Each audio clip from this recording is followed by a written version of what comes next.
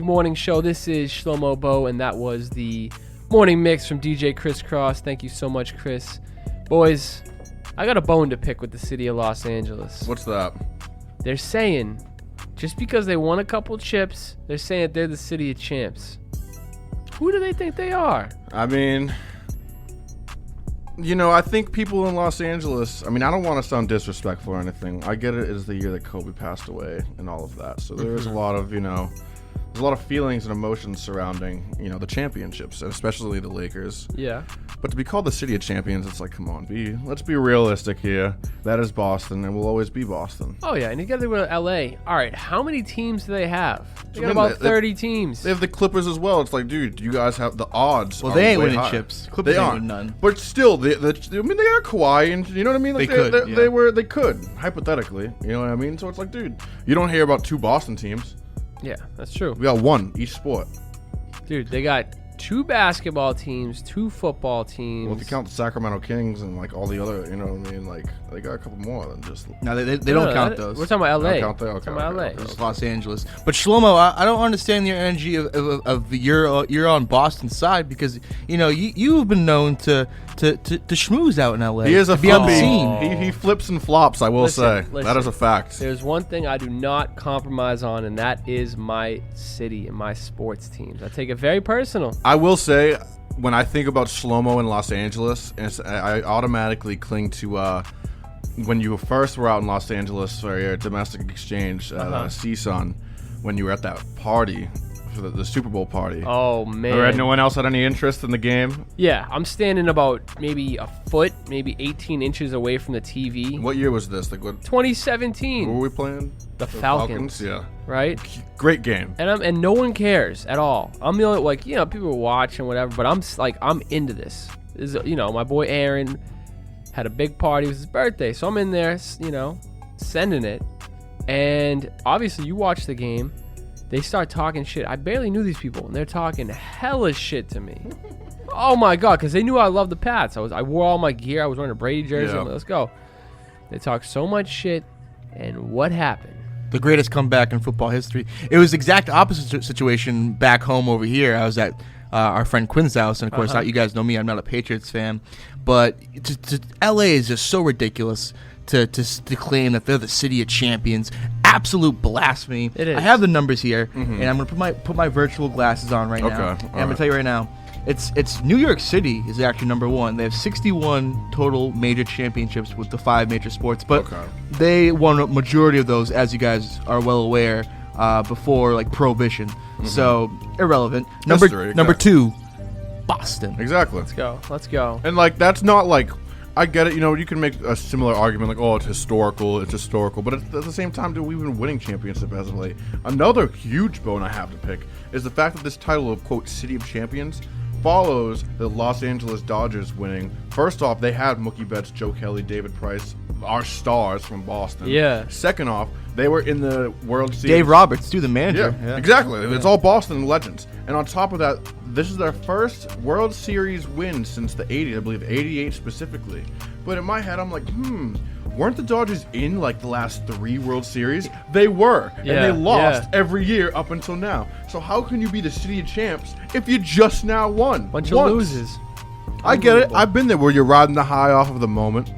But come on. Yeah, have some respect. Have some respect and have some common sense. Boston is the city of champions. We let them enjoy their victory for a few days, but, it's over. And also, my thing is, if you're going to be a city of champions, right? Yeah. You have to have, simultaneous dubs from not just, 1 or 2 sports. It has to be constant. In Boston, any given year, one of the major teams could win. That's true. Bruins, obviously, they were on the trajectory to win. Oh, we should have won this year. Should have won this year, exactly. Celtics, same thing, obviously, given the, global positioning right now, things were definitely affected. But it's dude, you can't just come and say you're the city of champions just because you got 2 little championships. You know what I'm saying? Yeah. What about your hockey? What about the Galaxy and the LA Galaxy? What have they been up to? You know what I mean? Come on. How's the Chargers doing? Yeah, for real. Come on, get out of here. Chargers. Oh my God. Bunch of bums. And these 2 championships too. You gotta understand the COVID era. There's some people that are like, oh, fake championship doesn't count. Yep. But I am on the other side of the fence on that one. I think these championships Really? are harder to win. Yeah, So I actually agree. Yeah. I give credit to LA for winning these championships. Yeah. But get the hell out of here. They're actually number 4 behind Chicago. Chicago has 32 in total. Now that Los Angeles has 31 total championships. Win another 9, come back to me. Yeah. But one thing that scares me in regards to the Red Sox, and it's weird. You think about ridiculous trades in baseball. You think about Babe Ruth, and then you guys know about the curse. Right. Mm-hmm. The Dodgers winning with Mookie Betts after we just freaking traded Mookie Betts, probably the second best player in baseball. Yeah. Could this be the Mookie Betts curse? I think so. And with mind you, this when we reversed the curse in 2004, shout out to the Ryan boss. Who stole that base legendarily? Dave Current Roberts. manager of the Dodgers, Dave Roberts. So this Mookie Betts thing might be the beginning of a new curse, and I'm I I scared. feel guys. like you're speaking into it existence, bro. I mean, I've been thinking about it. I've been thinking about it too myself because I'm thinking we could have done so many things. Trading away Mookie Betts was like the last one. Like that was the best player that we had. Yeah, by not far. current, like in like the last decade. That was probably the best player we've had. They didn't want to cut the check. I mean, I don't think so. I listened to the Sports Hub the other day, and they were going back and forth. Oh, why did Mookie Betts? He wanted to leave. What was the reason? They were just speculating, right? He must have hated it so much. Was it this? Was it that? Why did he want to leave? Why did he want to leave? And then it came out the next day or a couple days after he did an interview. He was like, I thought I was going to be in Boston for like the rest of my career. Yeah, He didn't want to he leave. didn't want to leave. Why would you? Awful. Like he won a title out here, and on top of that, like Boston man. fans, dude, like everyone loved him. You know what I'm saying? Shamus, you are a very high-rolling baseball player. I am. Well, let's say you are. Let's say you're in I am. Betts' shoes. Yeah, yes, Yeah, you we'll are. say I am. Yeah, Yeah. hypothetically. And you have a lot of money. Yeah. Where would you rather play baseball? I will say- Cold Boston. I will say that's nice that's sunny the other LA. side. I was thinking about it yesterday because I saw Mookie Betts put up that video, like the City of Champions type thing, which I was obviously like I was BS. getting mad thinking about it. Yeah, exactly. But the thing is, I was also thinking like, how has the last year been from Mookie Betts? Like he's been in Los Angeles, probably with a lot of baddies. Yeah. I mean, before COVID, there was probably the party scene was probably crazy. He was living his life. You know what Balling I out. mean? He's Like, a Dodger. Yeah. yeah, I'm not in the cold weather anymore. Like, he's probably been super happy, and now he won a title. So I was like, you know what? All this hating aside, I am happy for Mookie Betts. He's getting a huge check. Oh, yeah. He's in Los Angeles, like Versace said, in warm weather. He's enjoying the crowd and company. I mean, I can't hate Mookie. I can't.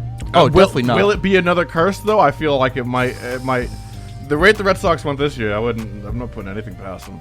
Yeah, we'll find out. Shout out to my boy Aaron. If you want to call in at some point and talk that trash, Yeah. you let us know. Exactly, but yeah, LA, you got a couple more years to go, probably another century before you even come close to us. So That's facts. Boston, the city of champions. And Yep. don't you forget it, kid. Now, I hope you all have a wonderful day. This has been the Mass Music Morning Show. My name is Shlomo Bowe, joined in the studio by DJ Famous Shamus, you. Jimmy Askins, Jimmy from the Q, and DJ Chris Cross. And as always, Lil Scubito. Have a wonderful day, y'all. Peace. This is Antonio Acquelli. This is the one and only JQ from the Hills Turn podcast. This is Jimmy from the Q, And you're listening to Mass Music Radio. and you're listening to Mass Music Radio. Mass Music Radio.